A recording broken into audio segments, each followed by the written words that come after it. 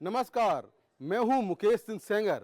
मैं हूं संभल में ग्राउंड जीरो पर, यानी कि वो जगह जिसकी चर्चा आज सड़क से लेकर संसद और सुप्रीम कोर्ट तक हो रही है। नमस्कार, मैं हर्षा कुमारी सिंह और मैं यहाँ अजमेर में हूँ। अजमेर में इसलिए क्योंकि संभल के बाद यहाँ अजमेर भी चर्चा में है। दरगाह को लेकर दायर याचिका के बाद यहाँ अजमेर में भी सुरक्षा बढ़ा दी गई है।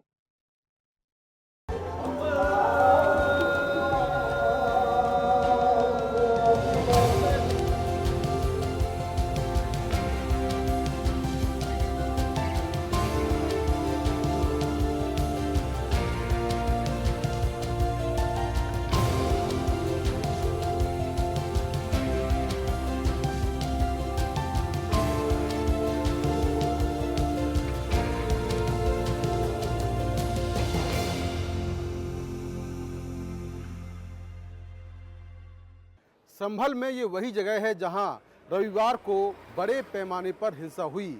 अब 5 दिन बीत जाने के बाद धीरे धीरे यहां पर हालात सामान्य हो रहे हैं।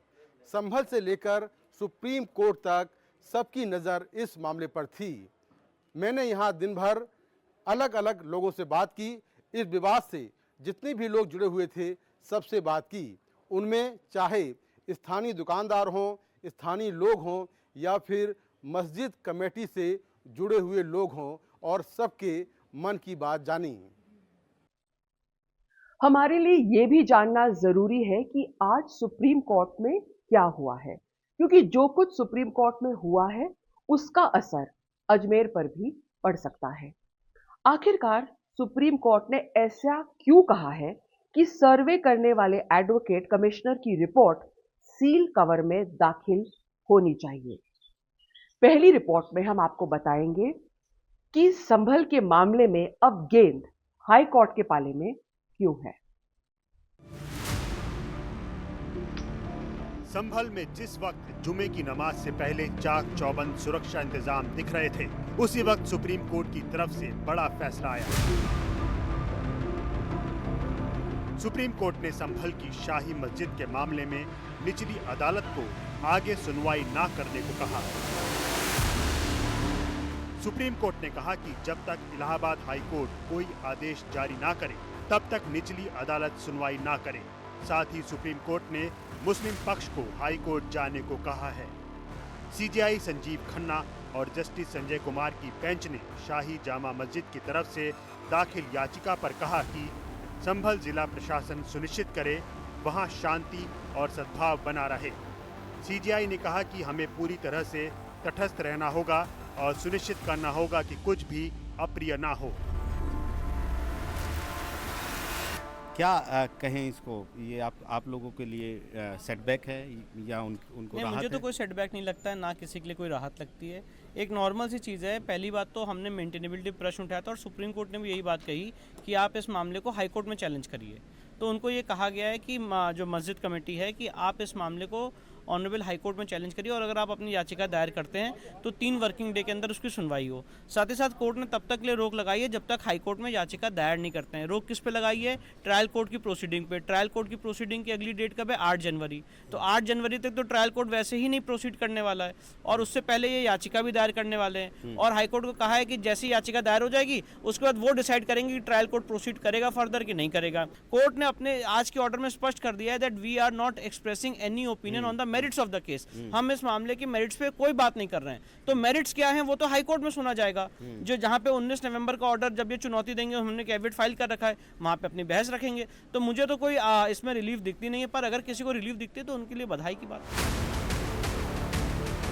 सुप्रीम कोर्ट में अब इस मामले की सुनवाई जनवरी में होगी। कोर्ट ने यह भी कहा कि सर्वे करने वाले एडवोकेट कमिश्नर अपनी रिपोर्ट दाखिल कर सकते हैं, लेकिन उनकी रिपोर्ट सील कवर में दाखिल होगी। सुप्रीम कोर्ट ने कहा है कि एडवोकेट कमिश्नर की सर्वे रिपोर्ट दाखिल तो हो सकती है, लेकिन वो सील कवर में रहेगी अदालत में। यानी वो खारिज नहीं हुई है, लेकिन अभी वहां पर कोई कार्रवाई नहीं होगी। पहले हाईकोर्ट ये तय करेगा कि ये जो निचली अदालत का फैसला था ये सही है या नहीं सही है। और इसके बाद भी सुप्रीम कोर्ट ने कहा है क्योंकि ये मामला बड़ा है इसलिए हम इसे लंबित रखेंगे और 6 जनवरी वाले हफ्ते में इस मामले को सुप्रीम कोर्ट ने अपने पास लगाया है। प्रशासन को हिदायत की है कि वो न्यूट्रल है। संभल के सांसद जियाउर रहमान ने कहा कि संभल केस की जांच के लिए वो एक नई याचिका दाखिल करेंगे और अभी हम एक याचिका और डालेंगे कि माननीय सर्वोच्च न्यायालय इसके अंदर एक गठन जो हो आयोग का, उसके अंदर सिटिंग जज होने चाहिए सर्वोच्च न्यायालय के, जिससे कि वहाँ सच्चाई का पता चल सके कि किस प्रकार पुलिस प्रशासन के लोग इस घटना के जिम्मेदार हैं और जो पीड़ित लोग हैं उनको इंसाफ मिल सके। आप महत्वपूर्ण बात कह रहे हैं। आप ये कह रहे हैं कि आप एक याचिका सुप्रीम कोर्ट में रखेंगे जिसमें ये मांग की जाएगी कि एक आयोग का गठन किया जाए, उसमें सुप्रीम कोर्ट के सिटिंग जज हों उस आयोग में और वो जांच करे घटनाओं की। जी हमने मांग करेंगे इसके लिए और याचिका डालेंगे इंशाल्लाह। कब तक करेंगे आप ये? जल्दी करेंगे। अभी फिलहाल हमारे लिए पहले प्रायोरिटी इस मस्जिद के मैटर को लेकर थी, इसलिए पहले हमने ये याचिका दाखिल कराई, अब उसके बाद में दूसरी याचिका दाखिल। इस बीच यूपी सरकार ने संभल में हुई हिंसा की जांच के लिए न्यायिक आयोग का गठन किया है। आयोग इस बात की जांच करेगा कि क्या रविवार की घटना आपराधिक साजिश थी।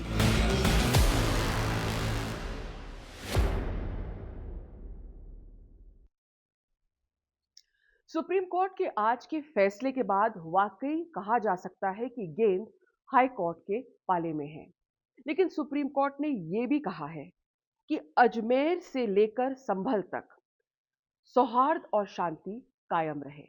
सुप्रीम कोर्ट ने कहा है कि कहीं भी किसी भी सूरत में कोई अप्रिय घटना नहीं होनी चाहिए। दरगाह से जुड़ी याचिका के दाखिल होने के बाद आज अजमेर में पहली नमाज अदा की गई। आप ठीक कह रही हैं हर्षा, यहाँ संभल में भी सीसीटीवी कैमरों और ड्रोन के जरिए जमीन से लेकर आसमान तक मुस्तैदी रही। इंटरनेट सेवा अस्थायी तौर पर बंद रही। मकसद इतना था कि जैसा रविवार को हुआ वैसी घटना दोबारा ना हो। संभल से लेकर अजमेर तक सुरक्षा के कड़े इंतजाम रहे। देखिए ये रिपोर्ट।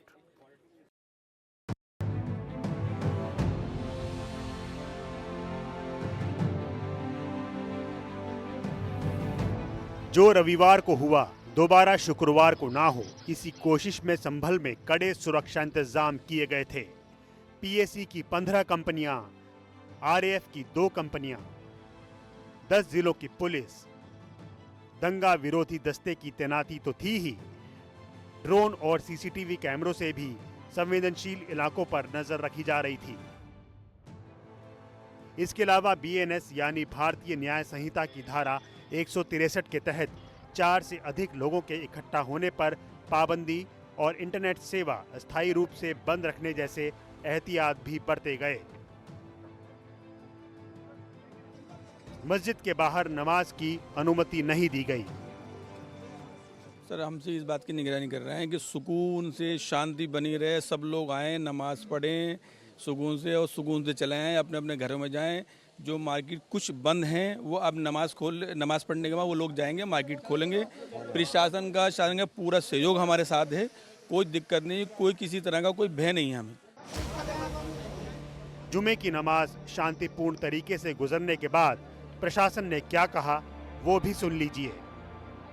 आज जो नमाज है वो अदा हो गई है, किस तरह के हालात हैं और क्या तैयारियां आपने कर रखी थी? देखिए, नमाज पीसफुली हुई है। सिर्फ संभल में ही नहीं, पूरे मंडल के हर एक 5 जनपदों में पीसफुली हुई है। लोगों के सहयोग से हुई है। यहाँ पे भी लोगों ने सहयोग किया, जो प्रशासन की अपील थी उसके अनुरूप काम किया। और सबसे बड़ी बात विश्वास बहाली है। इस पे जो लोगों से बातचीत है, जो लोगों से हम लोगों का कनेक्शन है, जो लोगों का सहयोग है, वो काम आया है।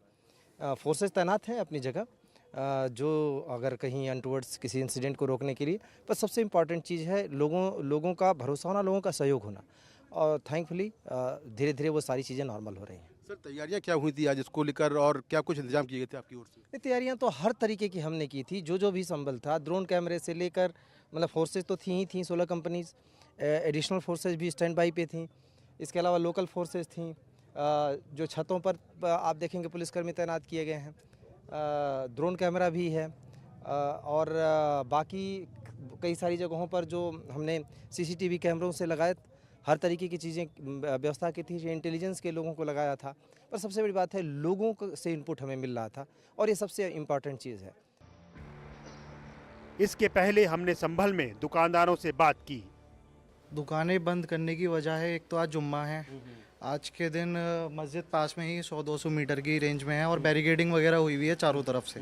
यहाँ चौधरी सराय से लेके डाकखाने तक हर जगह बैरिकेडिंग है, तो कस्टमर मार्केट में आएगा नहीं। इस वजह से ही दुकानें बंद हैं। बंद करने को किसी ने नहीं कहा है, वो अपनी इच्छा है कि खोलनी है बंद करनी है, उसके ऊपर है। पूरे इलाके में दुकानें बंद हैं? जी हाँ, पूरा बाजार बंद है। वजह क्या होता है? वजह वही कस्टमर नहीं है, बस यही वजह है और कोई वजह नहीं है।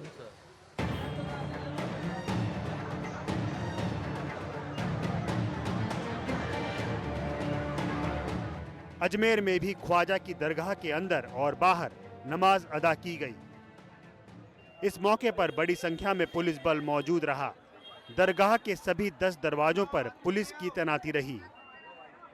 कानून अपना काम कर रहा है और किसी भी तरह की कोई भी असंवैधानिक गतिविधि, कोई असामाजिक तत्व, किसी को भी कोई भी बर्दाश्त नहीं किया जाएगा अगर उसमें कोई किसी तरह कोई घटना की बात।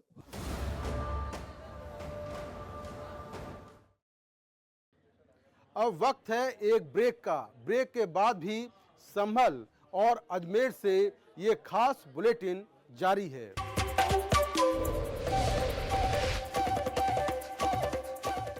संभल से लेकर दिल्ली तक हमने अलग अलग लोगों से बात की। इसमें वो लोग भी शामिल हैं जिन्होंने अपनी आंखों से रविवार को हुई हिंसा देखी। विवाद जो भी हो, लेकिन हर कोई इस मसले का समाधान शांतिपूर्ण तरीके से चाहता है। बिल्कुल यही होना चाहिए मुकेश। हमने देखा है चाहे अजमेर हो या संभल हो, दोनों पक्षों की तरफ से जो बयानबाजी होती है वो अपने आप में काफी अहम है, क्योंकि सार्वजनिक बयान जब आम लोगों तक पहुंचते हैं तो वहां उसे समझने और उस पर अमल करने की कोशिश भी होती है।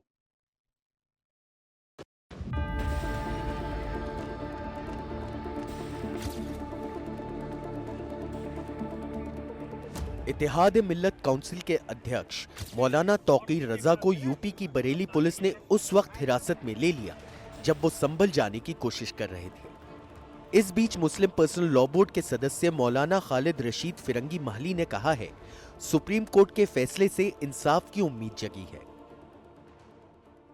इस तरीके से सुप्रीम कोर्ट ने आज संभल जामा मस्जिद केस के सिलसिले में निचली अदालतों में कोई भी इस सिलसिले में फैसला या कार्रवाई करने से जो रोक लगाई है, इससे एक बड़ी राहत हासिल हुई है।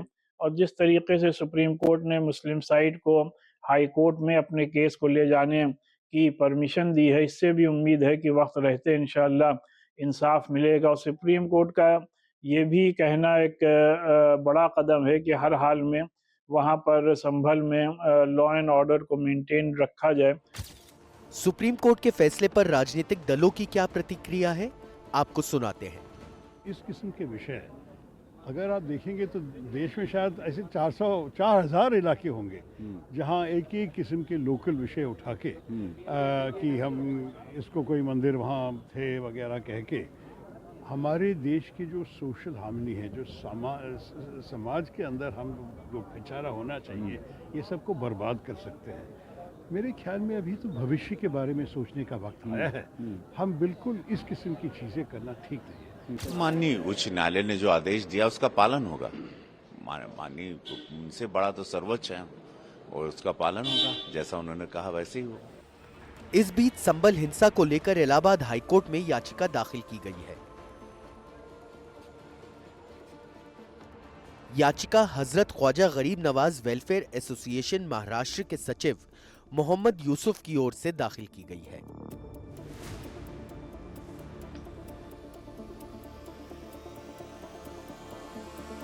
याचिका में संभल के DM, SP, additional SP, CO, कोतवाली के एसएचओ और पीएसी के कमांडेंट के खिलाफ एफआईआर दर्ज करने के आदेश जारी किए जाने की मांग की गई है।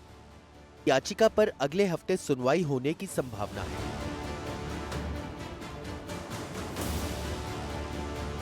इससे पहले वाराणसी के social activist doctor Anand Prakash Tiwari की जनहित याचिका में इस केस की न्यायिक और सीबीआई जांच कराए जाने की मांग की गई है।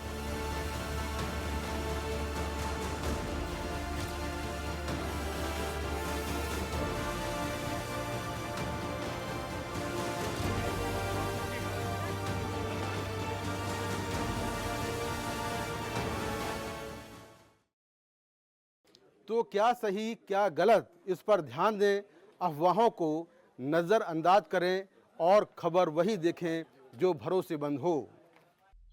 हमारा वादा है कि एनडीटीवी आपको सही और भरोसेमंद खबरों से जोड़कर रखेगा।